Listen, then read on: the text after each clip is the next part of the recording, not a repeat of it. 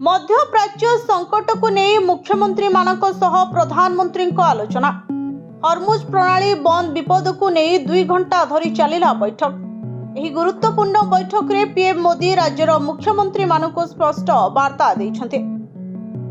प्रधानमंत्री नरेंद्र मोदी राज्य गुड़िकर मुख्यमंत्री मानक सह वर्चुअल बैठक रे आलोचना करिसेंते।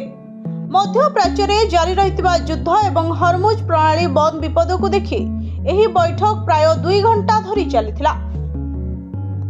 एही गुरुत्वपूर्ण बैठक रे पीएम मोदी राज्यर मुख्यमंत्री मानकु स्पष्ट वार्ता दैछन्ते। कहिसन्ते आम समस्तंकु टीम इंडिया होई काम करिबाकु पड़िबो।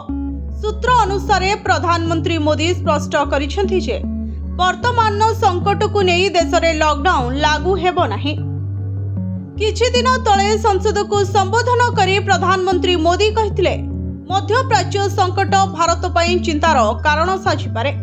केंद्र सरकार समस्त प्रकार यथा संभव पदक्षेप ग्रहण करुछन्ते, किंतु ग्राउंड रे एही योजनार सफल रूपायन भार राज्य मानकर कांधरे रहिछि। एथिपई प्रधानमंत्री मुख्यमंत्री मानकु अपील करिसन्ति जे समस्त राज्य एभली व्यवस्था करंतु जेभली साधारण जनतांकु आवश्यक सामग्री पाइबारे कोनोसी असुविधा हेबो नाही।